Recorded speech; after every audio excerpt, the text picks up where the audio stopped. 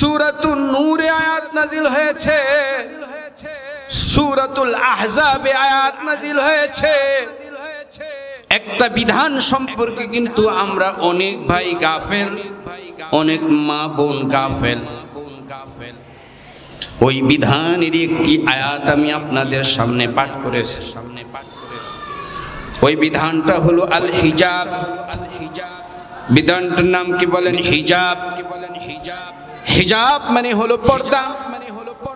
আল্লাহ সুবহানাহু ওয়া তাআলা পবিত্র কালামে যেভাবে আয়াত নাজিল করার মাধ্যমে নামাজ ফরজ করেছেন, আল্লাহ পাক আয়াত নাজিল করে মুসলমানদের উপরে পর্দাও কি করেছেন। আল্লাহ সুবহানাহু ওয়া তাআলা পুরুষ জাতিকে যেভাবে সম্বোধন করেছেন, আলাদাভাবে নারীদেরকেও সম্বোধন করেছেন। পুরুষদেরকেও গুরুত্ব দিয়ে বলেছেন, قل للمؤمنين يغضوا من أبصارهم ويحفظوا فروجهم ذلك أزكى لهم إن الله خبير بما يصنعون।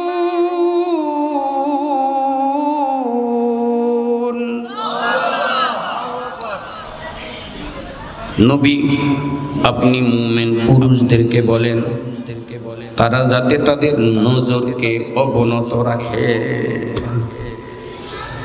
নজরকে কোন দিকে বলেন? নিচের দিকে। জোরে বলেন ভাই, খেয়াল করেন ভালো করে। কে বলছেন?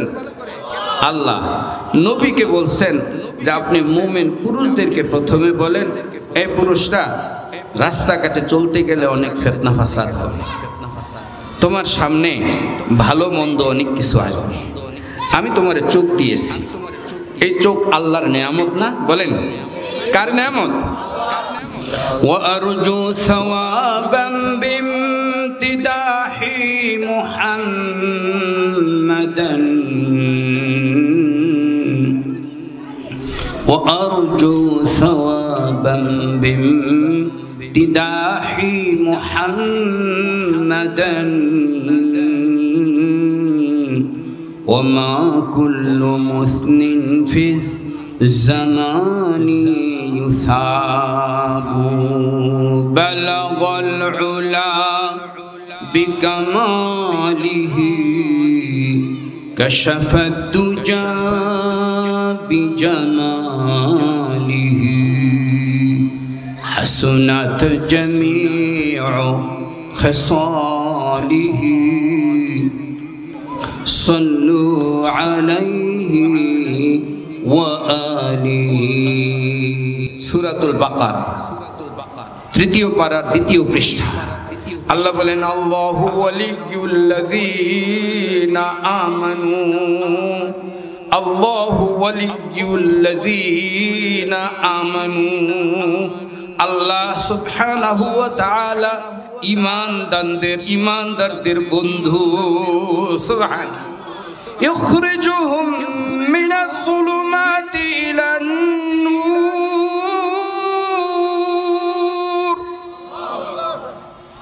বন্ধুর কাম হলো তিনি তাদেরকে অন্ধকার থেকে তথা গোমরাহি থেকে, শয়তানের রাস্তা থেকে, খারাপ পথ থেকে, জাহান্নামের পথ থেকে তিনি তার বন্ধুদেরকে হেদায়েতের পথে, জান্নাতের পথে নিয়ে যান। সুবহানাল্লাহ।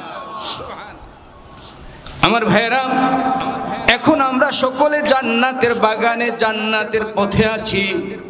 যতক্ষণ এই মজলিসের ভিতরে থাকব ততক্ষণ পর্যন্ত আমাদের উপরে আসমান থেকে সাকিনা নাজিল হতে থাকবে।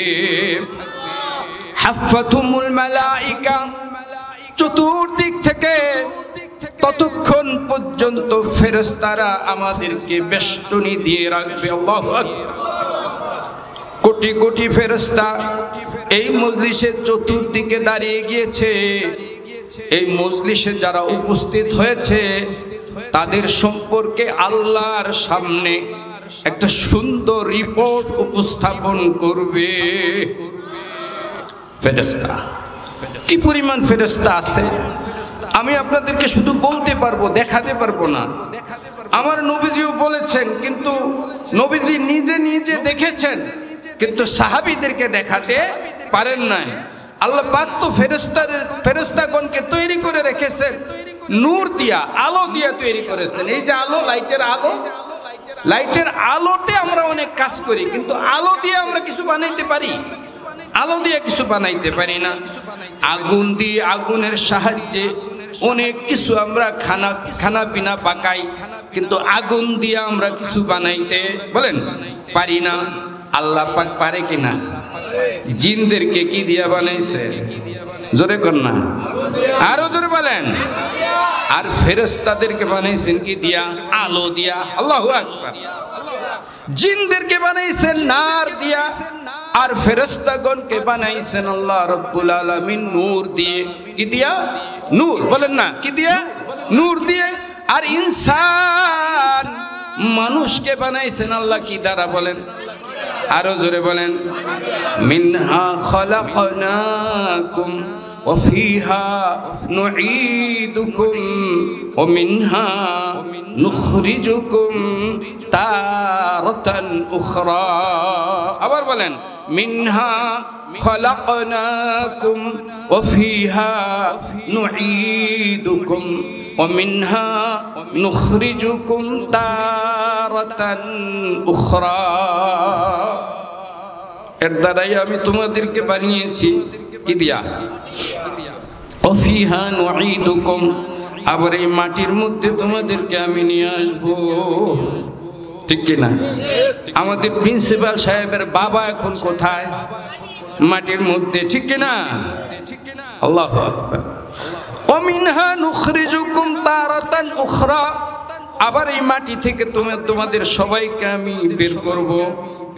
ইসরাফিল আলাইহিস সালাতু ওয়াস সালামের এক ফুতে সব ধ্বংস হয়ে মাটির সাথে মিশে যাবে। আরেকটা ফু দিলে সবাই, বলেন না কেন, সবাই আবার জিন্দা হয়ে যাবে। আব্দুর রহিম, আব্দুল করিম, আব্দুল খালেক, এই মানুষটাই হাসরের ময়দানে উঠবে।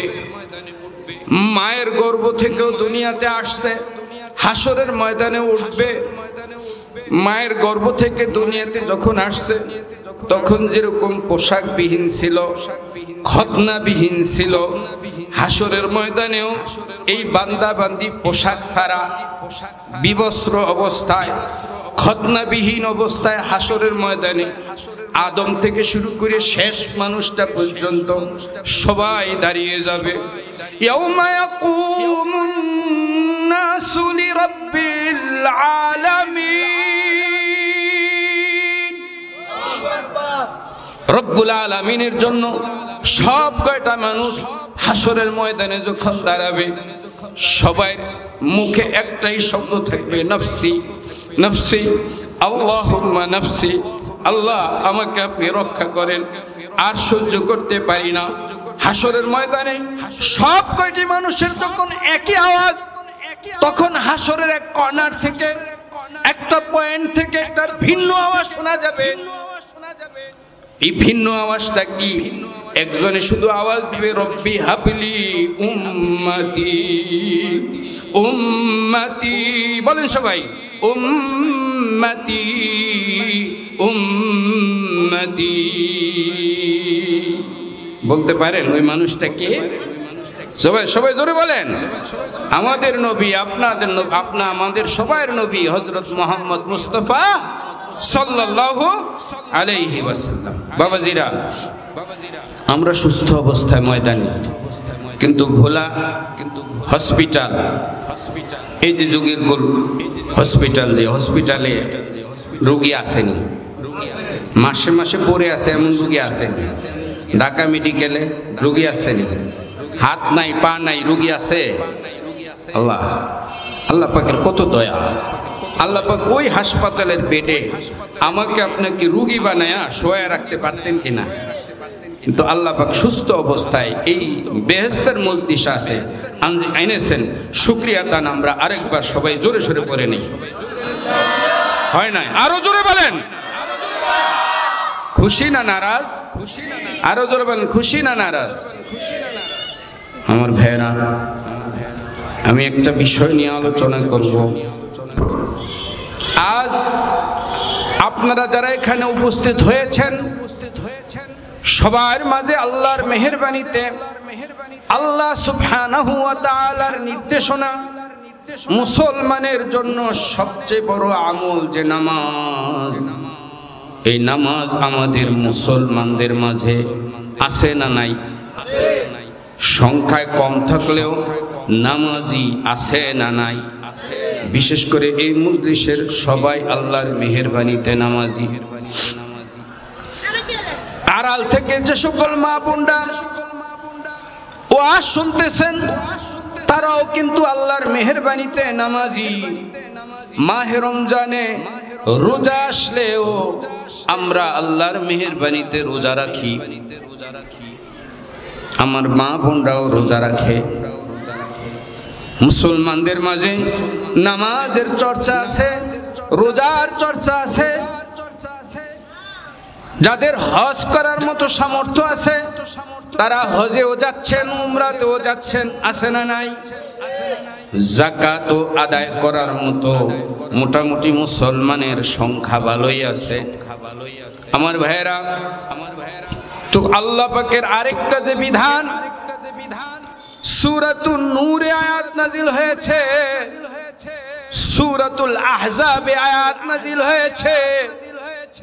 একটা বিধান সম্পর্কে কিন্তু আমরা অনেক ভাই গাফেল, অনেক মা বোন গাফেল। ওই বিধানের একটি আয়াত আমি আপনাদের সামনে পাঠ করেছি। ওই বিধানটা হলো আল হিজাব। বিধানটার নাম কি বলেন? হিজাব। হিজাব মানে হলো পর্দা। আল্লাহ সুবহানাহু ওয়া তাআলা পবিত্র কালামে যেভাবে আয়াত নাজিল করার মাধ্যমে নামাজ ফরজ করেছেন, আল্লাহ পাক আয়াত নাজিল করে মুসলমানদের উপরে পর্দাও কি করেছেন? আমার সাথে একটু কথা বলেন না। পর্দা করা কি ভাই? ফরজ। পর্দা করা কি বলেন? ফরজ। নামাজের এই বিধানটা যেভাবে মান্য করা দরকার, পর্দার বিধানটা কি মানা দরকার না দরকার না? নামাজের বিধান আমরা মুসলমানরা, মুসল্লিরা পালন করব, রোজার বিধানও আমরা আদায় করব। তাইলে পর্দার বিধানটা রমেশ বাবুরে দিয়া দেই নাকি রীতা রানীরে দিয়া দিবেন? পর্দার বিধান কারা পালন করবে জোরে বলেন? বাবারা কষ্ট হইতেছে নাকি? এই যে ভাই এদিক সেদিক তাকায় না, কেউ আসবে নাকি মুরব্বী আপনার জন্য? এদিক তাকান, এই যে মুরব্বী, কেউ আইব নাকি? জিকির করেন লা ইলাহা ইল্লাল্লাহ, লা ইলাহা ইল্লাল্লাহ, লা ইলাহা ইল্লাল্লাহ। আল্লাহ সুবহানাহু ওয়া তাআলা পবিত্র কালামে যে বিধানগুলির আলোচনা করেছেন, সেই বিধানগুলির আলোচনায় কিন্তু আল্লাহ সম্বোধিত বানিয়েছেন, সম্বোধন করেছেন পুরুষদেরকে, অর্থাৎ মেসকুলিন জেন্ডার ব্যবহার করে স্কুল কলেজের ছাত্ররা বলতে পারবে। পুংলিঙ্গের শব্দ ব্যবহার করে আল্লাহ আকিমুস সালাহ বলেছেন, তোমরা নামাজ কায়েম করো, পুরুষদেরকে বলেছেন। ওয়া আতুজ যাকাত, যাকাত আদায় করো, এটাও পুরুষবাচক শব্দ, পুংলিঙ্গ। পুরুষদেরকে বললে নারীরাও শামিল হয়ে যায়। সেই হিসাবে নামাজ পুরুষদের উপরেও ফরজ, নারীদের উপরেও ফরজ। কিন্তু আল্লাহ সুবহানাহু ওয়া তাআলা একটা বিষয়কে খুব বেশি গুরুত্ব দিয়েছেন, খুব ভালো করে খেয়াল করেন। এই বিষয়টা হলো নজরের হেফাজত। কিসের হেফাজত জোরে বলেন? নজরের হেফাজতের বিষয়টা। পর্দার আলোচনা করতে গেলেই নজরের বিষয়টা চলে আসে। নজরের হেফাজতের গুরুত্ব দেওয়ার জন্য আল্লাহ সুবহানাহু ওয়া তাআলা পুরুষ জাতিকে যেভাবে সম্বোধন করেছেন, আলাদাভাবে নারীদেরকেও সম্বোধন করেছেন। পুরুষদেরকেও গুরুত্ব দিয়ে বলেছেন قل للمؤمنين يغضوا من أبصارهم ويحفظوا فروجهم ذلك أزكى لهم إن الله خبير بما يصنعون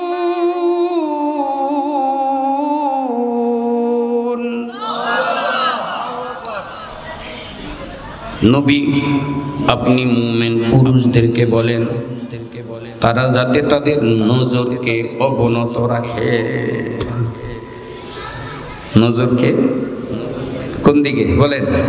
নিচের দিকে। জোরে বলেন ভাই, খেয়াল করেন ভালো করে। কে বলছেন? আল্লাহ নবীকে বলছেন যে আপনি মুমিন পুরুষদেরকে প্রথমে বলেন, এই পুরুষরা রাস্তাঘাটে চলতে গেলে অনেক ফিতনা ফাসাদ হবে, তোমার সামনে ভালো মন্দ অনেক কিছু আসবে, আমি তোমার চোখ দিয়েছি। এই চোখ আল্লাহর নেয়ামত না? বলেন কার নেয়ামত? আপনাদের এলাকার ভিতরে এমন মানুষ কি নাই যে মানুষের চোখ আছে কিন্তু দেখে না? কথা বলেন না কেন? আমার কথা একটু হ্যাঁ হুঁ না বললে তো মনে করবো যে আমার ওয়াজ বুঝি আপনারা বুঝেন না। হ্যাঁ, তাহলে তো ওই যে ডাক্তার আর ওই রুগীর মতো হয়ে যায় কিনা। ডাক্তার বলেছে যে আপনার কি সমস্যা? রুগী বলতেছে স্যার আমার পেট খারাপ। তো পেট খারাপ কোন ধরনের পেট খারাপ? আপনার কি আম পড়ে? আম পড়ে নাকি আপনার পায়খানায় আম পড়ে? তো রুগী বলতেছে স্যার আম এটা সব সময় পড়ে না, তবে বৈশাখ জ্যৈষ্ঠ মাসে আম পড়ে আমার পায়খানায়। স্যার বলতেছে আরে ওইটা বলতেছি না, স্যার বলতেছে যে মানে তার পায়খানার অবস্থা, সে তো টাট্টি গাছের অবস্থার কথা বলতেছে, ঠিক কিনা? স্যার কি ওইটা জিজ্ঞাসা? এটা জিজ্ঞাসা না। ব্যথা পাইছে, মলম লাগাইতে হবে। ডাক্তার বলছে যে মলম লাগাইবেন, তো কোথায় মলম লাগাইবেন? যেখানে ব্যথা পাইছেন সেখানে মলম লাগাইবেন। যেখানে ব্যথা পাইছেন সেখানে মলম লাগাইবেন। তো এক সপ্তাহ পরে আমার সাথে দেখা করে যাত্রাবাড়ি কাশপুর ব্রিজ, ওই ব্রিজ থেকে নামার সময় সিএনজি উল্টে গিয়া ব্যথা পাইছিল। ডাক্তার বলছে যেখানে ব্যথা পাইছেন সেখানে মলমটা লাগাই। এখন প্রতিদিন সিএনজি ভাড়া করে আনি গিয়া ওই কাশপুর ব্রিজের যেখানে সিএনজি উল্টাইছে ওই রাস্তার মধ্যে মলম, কথা বলেন না কেন, মলম লাগাইতেছে।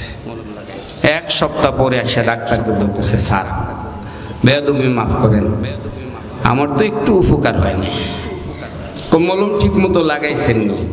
কয় না স্যার কি কন, 10টা মলম শেষ করে ফেলেছি। কয়টা? 10টা শেষ করে ফেলেছি।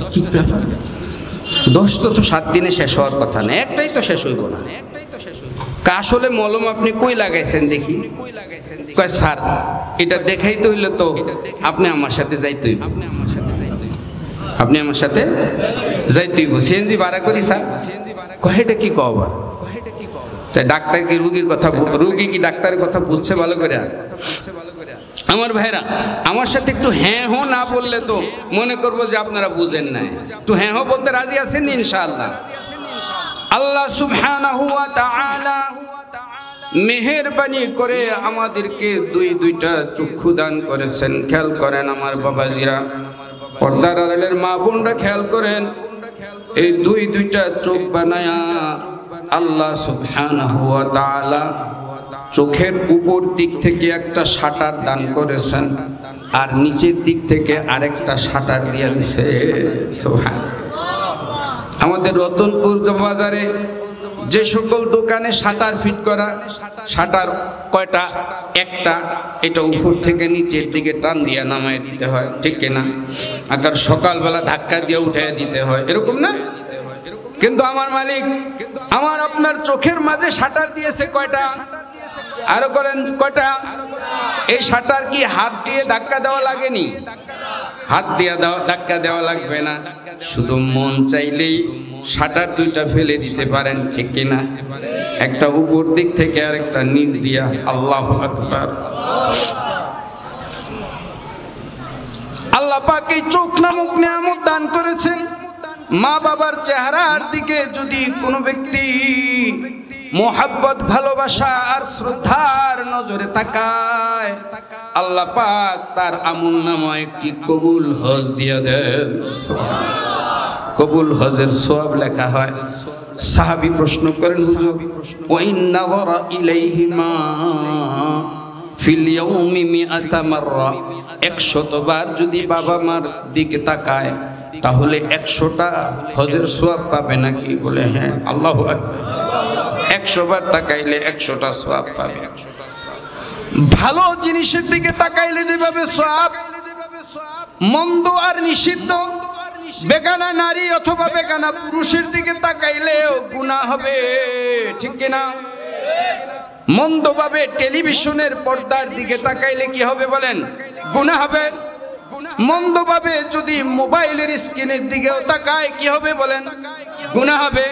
এই ওয়াজ রেকর্ড হইতেছে, এই ওয়াজ ইন্টারনেট ওয়েবসাইটে ছড়িয়ে যাবে। আমার ভাইরা, কিয়ামত পর্যন্ত ইথারের মাধ্যমে সারা ওয়ার্ল্ডের মানুষ এই ওয়াজগুলি যতবার দেখবে ততবার সওয়াব পাবে। সুবহানাল্লাহ। কিন্তু কেউ যদি গান একটা রেকর্ডিং করে ভাইরাল করে দেয়, যতদিন পর্যন্ত এই রেকর্ডিং চলবে ততদিন পর্যন্ত সে কবরে চলে গেলেও তার কবরে গুনাহ পৌঁছতে থাকবে, ঠিক না?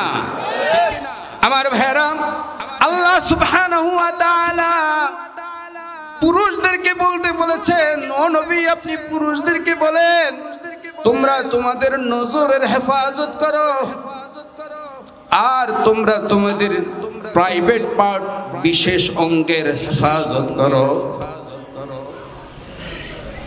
আল্লাহর নবী বলেন, মাইয়াযমান লি মা বাইনা লাহইহি ওয়া মা বাইনা রিজলাইহি দামিন আযমানাহুল জান্নাহ। যে ব্যক্তি দুই চোয়ালের মাঝে যে জিহ্বা আছে, এই জিহ্বার জিম্মাদার হবে, যথাযথ সংরক্ষণ করবে। আর তার দুই পায়ের মাঝে যে আল্লাহ বিশেষ অঙ্গ দিয়েছেন, এই অঙ্গের জিম্মাদার হবে, হেফাজত করবে, সঠিকভাবে ব্যবহার করবে, হারাম দিকে যাবে না। আমি তার জান্নাতের জিম্মাদার হয়ে গেলাম। আমার ভাইয়েরা, আল্লাহ বলেন এটাই হলো তাদের পবিত্র থাকার একমাত্র রাস্তা, একমাত্র পন্থা, যে নজরের হেফাজত করবে। কিসের হেফাজত করবে? নজরের হেফাজত করবে।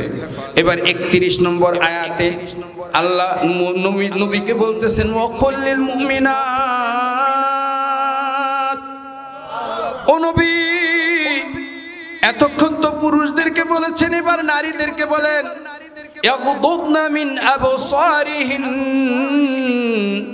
তারা যাতে তাদের চোখগুলিকে অবনত রাখে, নিচের দিকে রাখে। আল্লাহু আকবার। ওয়া ইহফাযনা ফুরুজাহুন, আর তাদের বিশেষ অঙ্গের হেফাজত করে। ওয়ালা ইউবদিনা যিনাতাহুন, খবরদার খবরদার, তারা যাতে তাদের সৌন্দর্যকে প্রকাশ না করে। আল্লাহ, তাদের সৌন্দর্য তাতে প্রকাশ না করে। তবে যা এমনিতেই প্রকাশ হয়ে যায় সেটা ভিন্ন হিসাব। আমার ভাইয়েরা, নজরের হেফাজত। আল্লামা উনদুলুসি রহমতুল্লাহি আলাইহি নজরের হেফাজত সম্পর্কে বিশাল বড় কবিতা রচনা করেছেন। নজরের হেফাজত করা যে কত জরুরি, নজরের হেফাজত না করলে যে মানুষের চরিত্র কিভাবে ধ্বংস হয়, কিভাবে পরিবার নষ্ট হয়, কিভাবে ফ্যামিলি ধ্বংস হয়ে যায়, কিভাবে ছেলে মেয়েরা আখলাক হারা হয়ে যায়, চরিত্রহীনা হয়ে যায়। নজরের হেফাজত না করলে মানুষ কিভাবে ধ্বংসের ভিতরে পতিত হয়। এজন্য তিনি বলেন, ইন্নান নাযিরিনা মিনার রিজালি ইলান নিসাই, ইন্নান নাযিরিনা মিনার রিজালি ইলান النساء مثل السباع تطوف باللحمان إن لم تصن تلك اللحوم أسودها أكلت بلا عوض ولا أثمان فخائنة الأعين كأسد غاب إذا ما أهملت وثبت وثوبا আল্লামা উমদুলসি রহমতুল্লাহি আলাইহি বলেন, যে পুরুষরা নারীদের দিকে তাকিয়ে থাকে এটা তোমরা স্বাভাবিক মনে করিও না, এটাকে তোমরা মামুলি ভাবে নিও না, এটাকে তোমরা হালকা ভাবে নিও না। আরে একটি ক্ষুধার্ত বাঘ শিকারী যখন ধরে, ওই শিকারীটা ধরার আগে শিকারীর দিকে যেভাবে তাকিয়ে থাকে, তারপরে দৌড়ে গিয়ে লাফ মেরে শিকারীর উপর ঝাঁপ দিয়ে পড়ে। একটা শিকারী ক্ষুধার্ত বাঘের কাছে যেরকম নিরাপদ না, বেপরতা নারীরা কিন্তু ক্ষুধার্ত এই পুরুষদের কাছে নিরাপদ না। ঠিক কিনা ভাইরা? আজকে সমাজের ভিতরে নারীরা লাঞ্ছিতা হচ্ছে, অপমানিত হচ্ছে, ধর্ষিতা হচ্ছে। কি কারণে? একটাই কারণ, শরীয়তের বিধান হিজাব, পর্দা। এই পর্দার বিধানটা যথাযথভাবে শ্রদ্ধার সাথে মানতে পারে না। ঠিক কিনা? বাংলাদেশের এই 52 বছরের স্বাধীনতায় আপনারা বলেন তো, মুরব্বীরা বলেন তো, আমার বাবার বয়সের মুরব্বীরা এখানে আছেন, বলেন তো আজ পর্যন্ত বাংলার জমিনে কখনো কোনো কুলাঙ্গার, কোনো দুশ্চরিত্রবান, কোনো বখাটে ছেলে কখনো কোনো খাস পর্দাশীল কোনো নারীকে ডিস্টার্ব করেছে? বলেন, কোনো সময় পর্দাশীল কোনো নারী ধর্ষিতা হয়েছে এমন ইতিহাস বাংলাদেশে আছে? নাই। যারা তাদের রূপ সৌন্দর্য, ওই যে আল্লাহ বলছে ওয়ালা ইউবদিনা যিনাতাহুন্না ইল্লা মা যাহারা মিনহা, তারা যাতে তাদের সৌন্দর্য প্রকাশ না করে আল্লাহ নির্দেশ করেছেন। আরে পর্দার এই বিধান তো আল্লাহ সুবহানাহু ওয়া তাআলা আমাদেরকে সৌভাগ্যশীল বানানোর জন্য, আমাদের নারীদেরকে দামি বানানোর জন্য, আমাদের নারীদেরকে মহিয়সী বানানোর জন্য, আমাদের নারীদেরকে ওই খাদিজাতুল কুবরা বানানোর জন্য, আমাদের নারীদেরকে হাফসা বানানোর জন্য, ফাতেমাতুজ জাহরা বানানোর জন্য এই পর্দার বিধান আল্লাহ পাক দান করেছেন দয়া করে। সুবহানাল্লাহ। আমার ভাইয়েরা, কষ্ট হইতেছে আপনাদের? আনকমন হয়ে যেতেছে নাকি? এই বিধানগুলো আমাদের সমাজে আরেকটু সুন্দরভাবে পালিত হওয়া দরকার আছে না নাই? জোরে বলেন, আছে না নাই? আমাদের এই সমাজের আপনারা চরমনার মাহফিল কে কে গেছেন? হাত জাগান দেখি। মাশাআল্লাহ, আলহামদুলিল্লাহ, হাত নামান। চরমনের মাহফিল এটা একটা গ্রাম না? চরমনি গ্রাম না? ওই মাহফিলে যাওয়ার পরে ওই রাস্তায় হাঁটছেন, কোনোদিন একটা বেগানা নারী পর্দাহীন আপনারা দেখতে পাইছেন নাকি? কারো নজরে পড়ছে? একটা পরিবেশ কায়েম হয়েছে। ওই পরিবেশ আমরা শিবপুরবাসী, রতনপুরবাসী, এই যে এত বড় একটা জামিয়া, এই জামিয়ার আশপাশে এরকম পর্দার পরিবেশ হওয়া দরকার আছে না নাই? জোরে বলেন।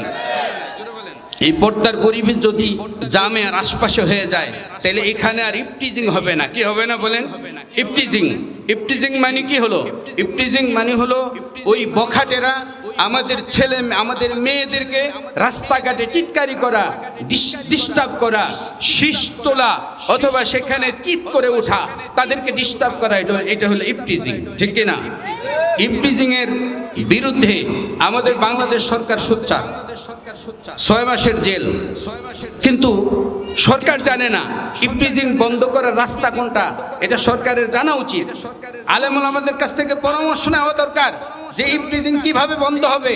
এই সমাধান তো সূরাতুল আহজাবের 59 নম্বর আয়াতে আল্লাহ দিয়ে রেখেছেন। ইফটিজিং বন্ধ করার রাস্তা আল্লাহ এখানে বলে দিয়েছেন। আল্লাহু আকবার। ইয়া আইয়ুহান নবী قل لأزواجك وبناتك ونساء المؤمنين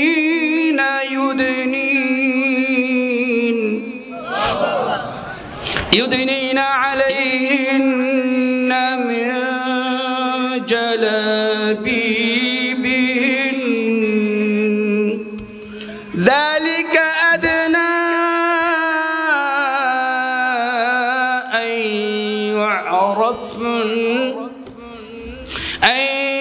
يعرفن فلا يؤذين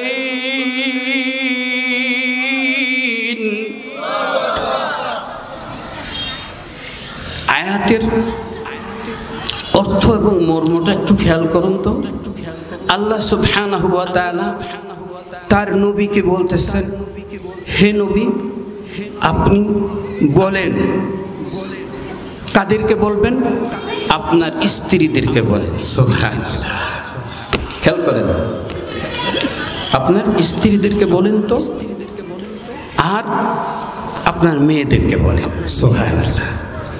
নবীর স্ত্রীগণ দামি, আমাদের মা, আধ্যাত্মিক মা, ঠিক কিনা? উম্মুহাতুল মুমিনিন বলা হয়। আমাদের নারীদেরকে আল্লাহ কোথায় উঠাইছেন, কত বড় উঁচু মাকাম দান করেছেন। হে নবী আপনি আপনার স্ত্রীদেরকে বলেন, say to your wives, আপনার স্ত্রীদেরকে বলেন, and your daughters, আপনার মেয়েদেরকে বলেন। এরপরে তিন নম্বরে ওয়ানিসাইল মুমিনিন,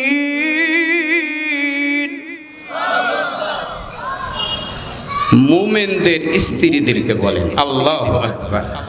কিয়ামত পর্যন্ত যত মুমিন তাদের স্ত্রী সবাইকে আল্লাহর নবী ১৫০০ বছর আগে বলছেন। সুবহানাল্লাহ। আল্লাহর নবীকে বলতে বলেছেন, নবীজি ১ নম্বরে আপনার বিবিদেরকে বলেন, ২ নম্বরে আপনার মেয়েদেরকে বলেন। খেয়াল করেন ভাই, আমার আপনার মেয়েদেরকে আর স্ত্রীদেরকে আল্লাহ পাক কাদের সাথে মিলাইছে? আর মুমিন নারীদেরকে বলেন, মুমিন নারীদেরকে বলেন। রীতা রানীরে বলা লাগবে না, কারণ ও তো আল্লাহকে বিশ্বাস করে না, ও মুশরিক। হ্যাঁ, ও তো দুর্গা পূজা করে, ওরে বলা লাগবে না, ঠিক কিনা? দুর্গা পূজা হয়েছে না এবার দেশে? কথা বলেন না কেন? দুর্গা পূজা উপলক্ষে কত মানুষ ঈমান হারা হয়েছে না? কত মানুষ গুনাহগার হয়েছে না? ঈমানটাকে দুর্গা পূজায় গিয়ে বিক্রি করে চলে আসছে না? কত রাজনৈতিক বড় বড় লিডার এই ১৭ বছরে যে ফ্যাসিস্ট সরকার ছিল, সেই ফ্যাসিস্ট সরকারের যুগে যে যতটুকু ঈমান হারা হয় না, তার চেয়ে বেশি ঈমান হারা এই বছর হয়েছে। এমনকি বড় বড় লিডাররা পর্যন্ত সেখানে গিয়ে নিজেদের অস্তিত্বের কথা, আল্লাহ আল্লাহ রাসূলের কথা, কোরআন হাদিসের কথা ভুলে গিয়েছে, ঠিক কিনা? কেউ তো গিয়া বলেছে তোমার করে পূজা দিছে আর আমি করে রোজা দিছে। নাউজুবিল্লাহ বলেন। পূজারে কিসের সাথে মিলাইছে বলেন? রোজারে পূজার সাথে মিলাইছে। কয় তোমার করে আল্লাহ পূজা দিছে আর আমি করে রোজা দিছে। নাউজুবিল্লাহ। এটা কি মিলছে? আবার কেউ তো তাদেরকে শারদীয় শুভেচ্ছা জানাইছে। আল্লাহ তাদেরকে তওবা করার তৌফিক দান করে, সবাই বলেন আমিন। সেদিকে যাচ্ছে না আমার ভাইয়েরা। রীতা রানীকে আল্লাহ বলে নাই, রমেশ বাবুর ওয়াইফকে আল্লাহ বলে নাই, তাদের কন্যাদেরকে বলে নাই। তারা তো টিপ লাগাইব। এই টিপ এখন মুসলমানদের মেয়েরা কেউ কেউ লাগায় কিনা? উশৃঙ্খল মেয়েরা টিপ লাগায়, ফোঁটা লাগায়, চুল ছেড়ে দিয়ে রাস্তায় ঘুরে, গেঞ্জি পরে ঘুরে, ঠিক কিনা? কিন্তু আমার ভাইয়েরা, আল্লাহ সুবহানাহু ওয়া তাআলা সূরাতুল আহজাবের ৫৯ নম্বর আয়াতে বলেন, কোন সূরা? সূরাতুল আহজাব। ওয়াজ মুখস্থ করেন। সূরাতুল আহজাবের ৫৯ নম্বর আয়াতে আল্লাহ নবীকে বলতেছেন, নবী আপনার মেয়ে, আপনার ওয়াইফদেরকে বলেন, আপনার ডটারদেরকে বলেন, আর সারা পৃথিবীর সকল মুমিন নারীদেরকে বলে দেন, ইউদিনিনা আলাইহিন্না মিন জালাবিবিহিন।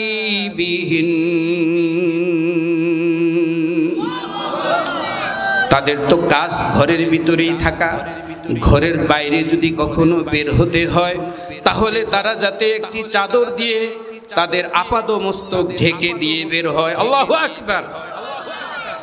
নির্দেশনাটা কার?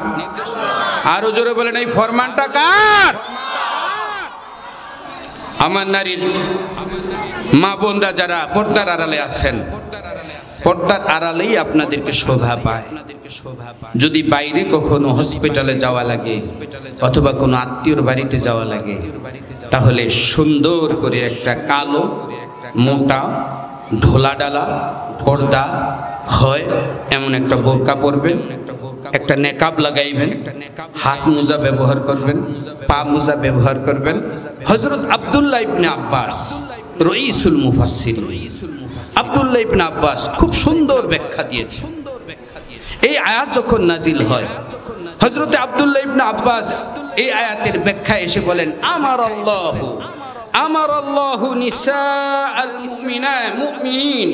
নিসাআল মুমিনিনা আইয়ুগাত্তিনা রুউসাহুন্না ওয়া ওয়ুজুহাহুন্না বিল জালাবিবি ওয়া ইউবদিনা আইনান ওয়াহিদাতান। আল্লাহু আকবার।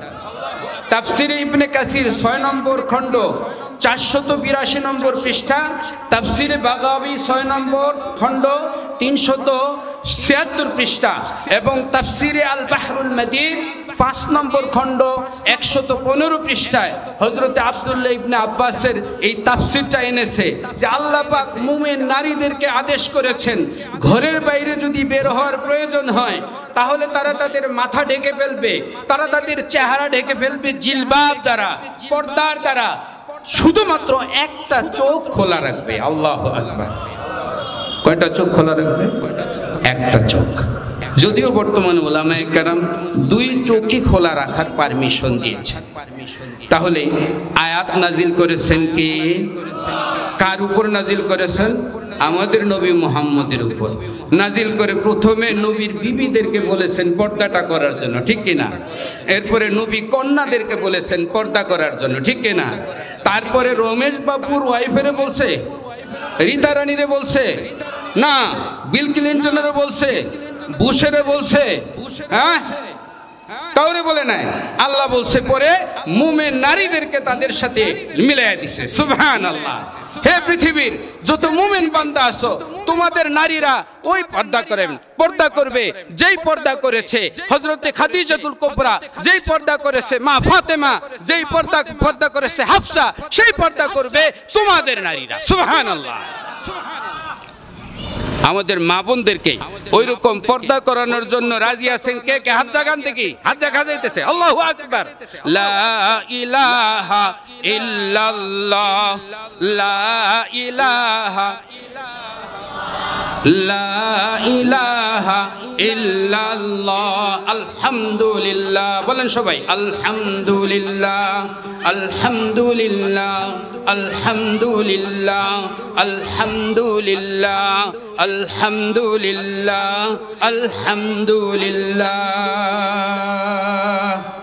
আমার ভাইরা, এখন তো আপনাদের হাতে হাতে মিডিয়া, ইউটিউব, ফেসবুক আসেনি? মাঝে মাঝে এই ইউটিউব অথবা ফেসবুকে কোনো ভাইরাল বক্তা, হয়তো আল আজহার ইউনিভার্সিটিতে পড়ে আসছে অথবা মদিনা ইউনিভার্সিটিতে পড়ে আসছে, অথবা মক্কা ইউনিভার্সিটিতে পড়ে আসছে, এমন ডিগ্রিধারী কোনো বক্তা আপনাদেরকে বলবে এই ধোঁকাটা এর আগে এক জাতি দিয়েছিল, এখনো এই ধোঁকাটা দিচ্ছে। আমার মুমিন নারীদের মাঝে একটা ধোঁকা দিচ্ছে যে চেহারা, আল ওয়াজহু ওয়াল কাফান, চেহারা এবং এই 2 হাত কবজি পর্যন্ত, এটুক যদি কোনো নারী খোলা রেখে রাস্তায় বের হয় তাহলে তার কোনো সমস্যা নাই। বলে নাউযু বিল্লাহ। ওনাদের দোষ না, অল্প বিদ্যা ভয়ঙ্করী গবেষণা আরো করা দরকার ছিল। হযরতে আব্দুল্লাহ ইবনে আব্বাস রাদিয়াল্লাহু তাআলা আনহু কর্তৃক সূরাতুন নূরের যে 31 নম্বর আয়াত আপনাদের সামনে আমি পাঠ করেছি, সেখানে ছিল ওয়ালা ইউবদিনা জিনাতাহুন্না ইল্লা মা যাহারা মিনহা, তারা যাতে তাদের সৌন্দর্য প্রকাশ না করে তবে যা এমনিতেই প্রকাশ পেয়ে যায়। এখানে একটি বর্ণনা হযরতে আব্দুল্লাহ ইবনে আব্বাস থেকে আছে যে যা এমনিতেই প্রকাশ পায় এর অর্থ হলো চেহারা এবং দুই হাতের কবজি। কিন্তু এই বর্ণনাটা অতিশয় দুর্বল, একেবারেই দুর্বল। কেন দুর্বল? এই বর্ণনা যদি উনি দিয়েও থাকেন, ইবনে আব্বাস বলেও থাকেন, কিন্তু সূরাতুল আহজাবের 59 নম্বর আয়াত, এটা সূরা নূরের 31 নম্বর আয়াতের পরে নাজিল হয়েছে। আগে যদি উনি এই মন্তব্য করেও থাকেন, পরবর্তীতে সূরাতুল আহজাব শিক্ষা দিলেন যে আল্লাহ পাক মুমিন নারীদেরকে বলেছে তারা রাস্তায় বের হলে তাদের আপাদমস্তক ঢাকতে হবে, শুধুমাত্র কি খোলা রাখতে পারবে? একটি চোখ। তাইলে কি তার আগের অভিমত জায়গায় আছে না পাল্টায় গেছে? পাল্টায় গেছে না? হ্যাঁ। এই জন্য তাফসীর ইবনে কাসীরের ভিতরে আছে, যদিও ওনার মত একটা এরকম আছে, কিন্তু যাকা কাউলুন মারজুহুন, এই কওলের উপরে আমল করা যাবে না। তবে সেখানে আর একটু কথা আছে, যদি ফিতনার ভয় থাকে তাহলে চেহারা এবং হাতও খোলা যাবে না, এই কথাটাও আছে। ফিতনার ভয় বর্তমানে আছে না নাই? জোরে বলেন, আছে না নাই? আমার ভাইয়েরা, তাহলে একটা প্রশ্ন থেকে যায়, হুজুর আমি যদি কোনো বাড়ি থেকে কোনো কিছু আনতে যাই, বাড়িওয়ালা যদি ঘরে না থাকে, তাহলে তো ভাবি সাহেবাকে বলতে হবে ওই জিনিসটা দেওয়ার জন্য, অথবা কোনো একটা জিনিস পৌঁছানোর জন্য তো তাকে বলা লাগবে। এই সমাধানও আল্লাহ পাক সূরাতুল আহজাবের 53 নম্বর আয়াতে দিয়ে দিয়েছেন। আল্লাহু আকবার। কোনো কিছু বাকি রাখেন না আমার ভাইরা।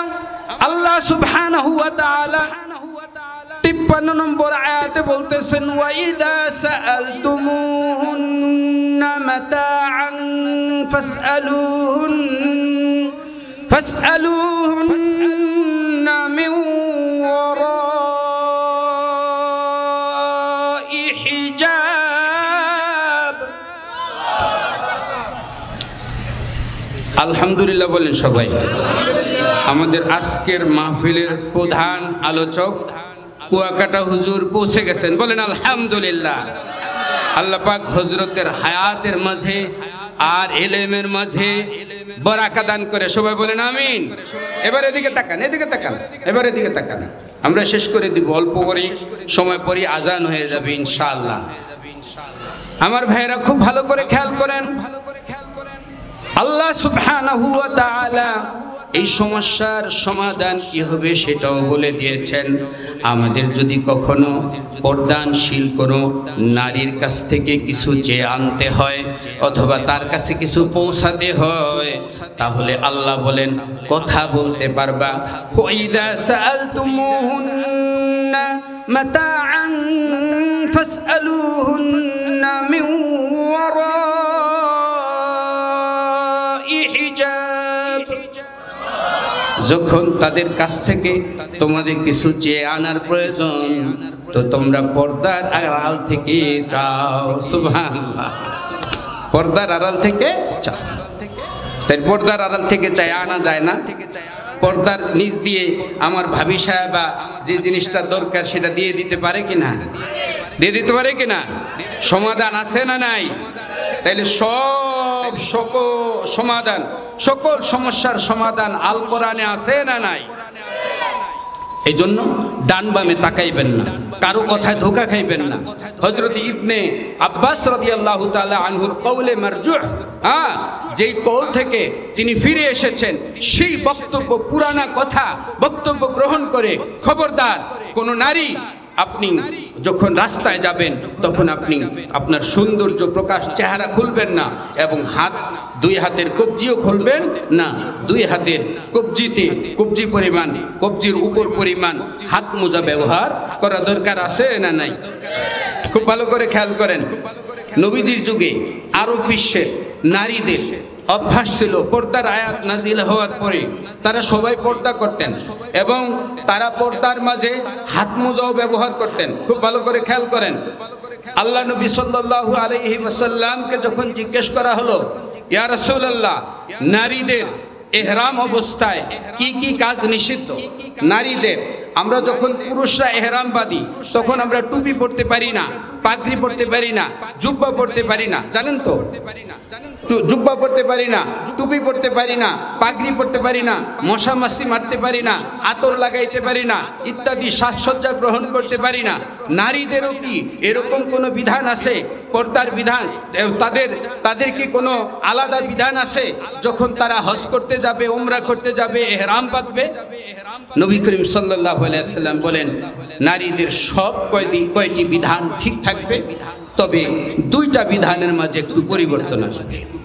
এক নম্বর, লা তানতাকিবুল মারআতু, লা তানতাকিবুল মারআতু, নারীরা নিকাব পরিধান করতে পারবে না হজ উমরার ইহরাম অবস্থায়। ওয়ালা তালবাসুল কুফাজাইন, কুফাজাইন মানে হলো হাত মোজা, নারীরা হাত মোজা ব্যবহার করবে না। তাইলে ইহরাম অবস্থায় হাত মোজা ব্যবহার করবে না, এটার দ্বারা কি বোঝা যায়? বাকি সময় হাত মোজা ব্যবহার করার বিধান আছে না নাই? কথা বলেন, আছে না নাই? তাহলে ওই ভাইরাল বক্তার, ইউটিউব বক্তার ওয়াজ শুনে খবরদার আমার মায়েরা, হাত মোজা ব্যবহার করে আপনারা বন্ধ করবেন না। কারণ নবীজি মুহরেমা নারীদের বিধান বর্ণনা করতে গিয়ে বলেছেন যে তারা হাত মোজা ব্যবহার করবে না আর নেকাব পরিধান করবে না। তাহলে বোঝা গেল অন্য সময় হাত মোজা ব্যবহার করবে এবং নেকাব পরিধান করবে, ঠিক কিনা ভাইরা? আপনারা বুঝতেছেন না? আলহামদুলিল্লাহ বলেন, আলহামদুলিল্লাহ। আমার ভাইরা, জিনাত মানে সৌন্দর্য। সৌন্দর্য এটা মানুষের দেহের অংশ না, সৌন্দর্যটা হলো দেহের বাইরে।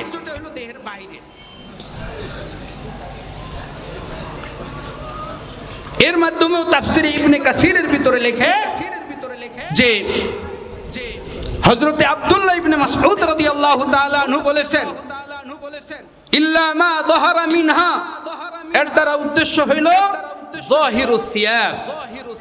একজন মা, একজন বোন, তার চেহারা সুন্দর, তার হাত পা, শরীরের অঙ্গ প্রত্যঙ্গ সবই সুন্দর। এই সুন্দরী মেয়েটা যখন একটা সুন্দর পোশাক পরলো, তখন তার সৌন্দর্য আরো বাড়ে না কমে? আরো বাড়ে। এই সৌন্দর্যটা ঢাকার জন্যই তার কালো বোরকা, ঠিক কিনা? কালো বোরকা, হাত মোজা, পা মোজা। এখন আমার মা কালো বোরকা ব্যবহার করেছেন, ঢোলা ঢালা বোরকা ব্যবহার করেছেন, হাত মোজাও ব্যবহার করেছেন, পা মোজাও ব্যবহার করেছেন, এরপরেও তো মাকে সুন্দর দেখা যায়, ঠিক কিনা? এরপরেও তাকে সুন্দর দেখা যায়, কিন্তু সেটা তো আর ঢাকা সম্ভব না। সেটা ঢাকতে গেলে আবার সালার শট পরা লাগবে, ঠিক কিনা? এজন্য বলেছে ইল্লা মা যাহারা মিনহা, ও মা ও বোন, তুমি আল্লাহর বিধান পর্দা পালন করার পরেও যদি তোমার যাহিরুস সিয়াব, এর মাধ্যমে যদি তোমাকে সুন্দর দেখা, এটা আল্লাহ মাফ করে দিয়েছেন। অথবা ও মা ও বোন, তুমি যখন পর্দার সাথে রাস্তায় বের হলে, প্রচন্ড বাতাস হঠাৎ করে এসে যদি তোমার নেকাবটা সরায় দেয় আর তোমার চেহারার কিছু অংশ যদি দেখা যায়, তাহলেও আল্লাহ তোমাকে ক্ষমা করে দিবে। নওয়াদিরুল উসুল কিতাব, ইমাম তিরমিজি রাহমাতুল্লাহি আলাইহির আরেকটি কিতাব, কিতাবের নাম নওয়াদিরুল উসুল ফি আহাদিসির রাসূল। ওই কিতাবের তৃতীয় খণ্ডের 115 নম্বর পৃষ্ঠায় একটা হাদিস এনেছেন তিনি। عن أبي أمامة الباهلي رضي الله تعالى عنه قال قال رسول الله صلى الله عليه وسلم من نظر إلى محاسن امرأة فغض طرفه في أول نظرة رزقه الله تعالى عبادة يجد حلاوتها في قلبه। খেয়াল করেন ভালো করে, একজন বেগানা নারীর দিকে তাকাইলে শয়তান তাকে সুশোভিত করে। ইদা খরাজাতিল মারআতু মিন বাইতিহা ইস্তাশরাফাহা শাইতান।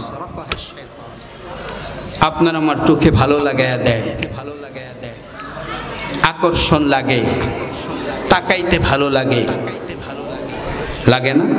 বলেন না কেন? এটা প্রকৃতি, আল্লাহ এরকমই বানাইছে পুরুষ এবং নারী, ঠিক কিনা? নারীর দিকে তাকাইলে ভালো লাগে না এই কথা যদি বলে, তাহলে সে হয়তো মিথ্যা কথা বলছে, অথবা তার পুরুষত্ব নাই, ঠিক কিনা? হ্যাঁ, কিন্তু আল্লাহ নবী বলতেছেন নজর তো পড়ে যেতে পারে। আলীকে বলেছেন, আলী ইয়া আলী লা তুতবি'ন নাযরাতান নাযরা। আলী, তুমি প্রথম নজর যদি হঠাৎ করে পড়ে যায় তাহলে আর তাকায়ও না, নজরটা সাথে সাথে ফিরে দাও। ফাইন্না লাকাল উলা ওয়া লাইসাত লাকাল আখিরা। প্রথম নজর এটা ক্ষমা হবে, কিন্তু পরের বার নজর দিলে আর ক্ষমা করা হবে। খুব ভালো করে খেয়াল করুন। হযরতে আবু উমামা বাহিলি রাদিয়াল্লাহু তাআলা আনহু বলেন, আমার নবী বলেন, ও যুবকরা ভালো করে শোনো, তোমাদের কারো দৃষ্টি যদি কোনো নারীর সৌন্দর্যের দিকে পড়ে যায়, ফাকাদ্দা তারফাহু ফি আউয়ালি মাররাতিন, নজরটা পড়ার সাথে সাথে যদি তুমি তোমার দৃষ্টিটাকে ফিরাতে পারো, দৃষ্টি ফিরানো তো সহজ, শুধু মনটা ঘুরাইলেই দৃষ্টি ঘুরে যায়, ঠিক না? নাকি হাত দিয়া ধরে শাটার টানতে হয়নি? এই চোখের উপরে যে শাটারটি, সেটা হাত দিয়া ধরে নামান লাগে না, শুধু তুমি মনে মনে চিন্তা করবা না।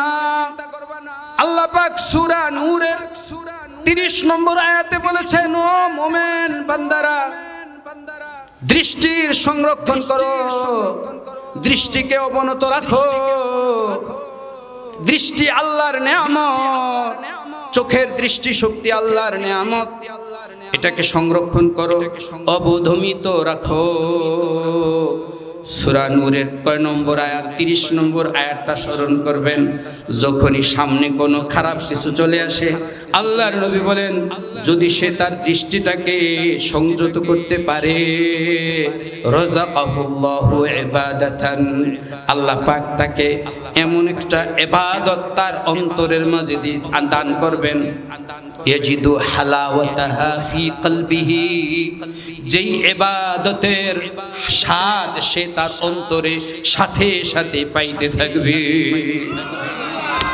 হ্যাঁ, আপনি যখন নজর এই দুনিয়ার সাময়িক সময়ের এই স্বল্প দিনের সৌন্দর্য থেকে যখন আপনি দৃষ্টিকে সংরক্ষিত করবেন, তখন আপনার দৃষ্টি চলে যাবে জান্নাতের হুরের দিকে। আল্লাহু আকবার। তখন আপনার জন্য বরাদ্দ হয়ে যাবে ওই জান্নাতের হুর ও গিলমান। আমার ভাইরা, দৃষ্টিকে সংরক্ষণ করলে মজা, এই মজা তাকাইলে যেই মজা তার চাইতে কোটি গুণ বেশি মজা। সুবহানাল্লাহ। খুব ভালো করে খেয়াল করেন, তাকাইলে মজা লাগে, কিন্তু এই মজা না, এই স্বাদ না, ঠিক কি না? এই স্বাদ শেষ না, কারণ এই স্বাদের পরে যে আবার জাহান্নাম।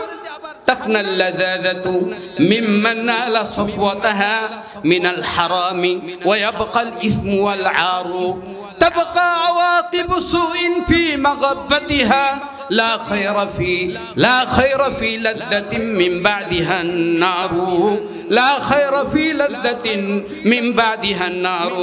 আমার ভাইরা, ওই মজার মাঝে কোনো কল্যাণ নাই, যেই মজার পরে জাহান্নামের আগুন অপেক্ষা করতেছে, ঠিক কিনা? দৃষ্টিটা যদি আমি অবনত করতে পারি, তাহলে জান্নাত আমার জন্য। আর দৃষ্টি যদি আমি যথাযথ জায়গায় শুধু যেখানে সেখানে আমি দৃষ্টিপাত করি, তাহলে এই দৃষ্টি আমাকে হয়রানের ভিতরে ফেলে দিবে। আমার ভাইয়েরা, ওগুদ্দা হযরতে আন্দুলুসি রহমতুল্লাহি আলাইহি বলেন, ওগুদ্দা আনিল মাহারিম মিনকা তরফান তমুহান ইফতিনুর রাজুলাল লাবিবা ومن يغضض فضول الطرف عنها يجد في قلبه روحا وطيبا وأنت متى أرسلت طرفك رائدا لقلبك يوما أتعبتك المناظر وأنت متى أرسلت طرفك رائدا لقلبك يوما أتعبتك المناظر رأيت الذي لا كله أنت قادر عليه ولا عن بعضه أنت صابر كل الحوادث مبدأها من النظر ومعظم النار من مستصغر الشرر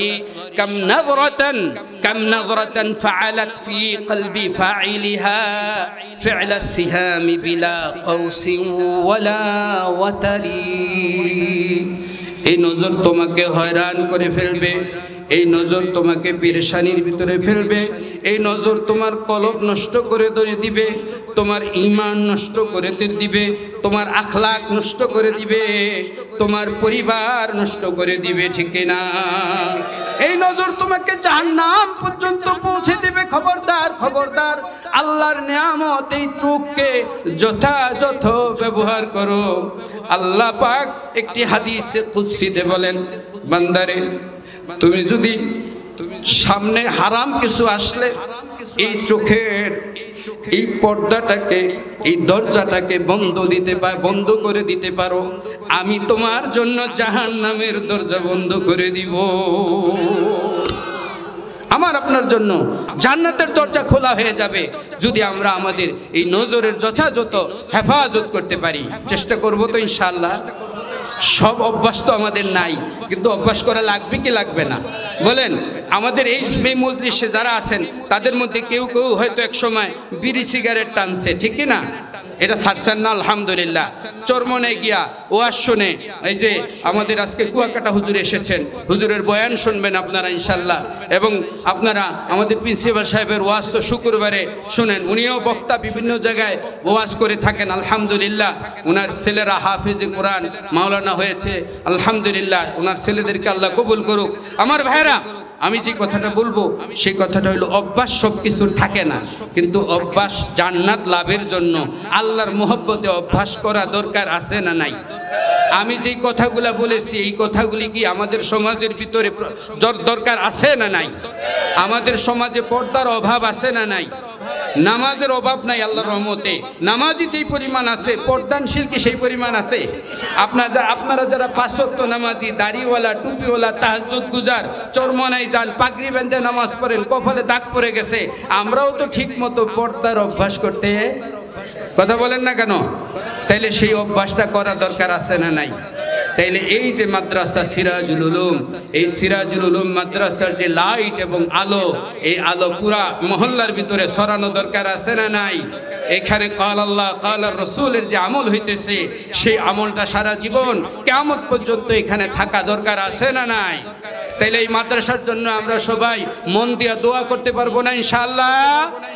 কারা কারা দোয়া করবেন হাত জাগান দেই। আলহামদুলিল্লাহ। এই মাদ্রাসার জন্য যার যার তৌফিক অনুযায়ী আমাদেরকে আল্লাহ যে সামর্থ্য দিয়েছে, এই মাদ্রাসায় সরকারি কোনো অনুদান, সরকারি কোনো বাজেট আছে নাই? সরকারের কোনো বাজেট নাই। এই কওমি মাদ্রাসার লক্ষ লক্ষ মাদ্রাসা, কোটি কোটি টাকা সারা পৃথিবী ব্যাপী, বিশেষ করে বাংলাদেশে আলহামদুলিল্লাহ আপনার আমার মতো ভাইয়েরা 10 টাকা, 20 টাকা, 50 টাকা, 100 টাকা, 1000 টাকা, 5000 টাকা এরকম দেয়। এই অনুদান দ্বারা বরকত হইয়া আল্লাহ পাক এই মাদ্রাসাগুলি চালাইতেছে, ঠিক কিনা? আজকে মাদ্রাসা সিরাজুল উলুম না থাকলে আমরা এই ওয়াজটা শুনতে পারতাম? তাইলে মাদ্রাসার আলো এই এলাকার ভিতরে ছড়িয়ে যাক। সবাই বলেন আমিন।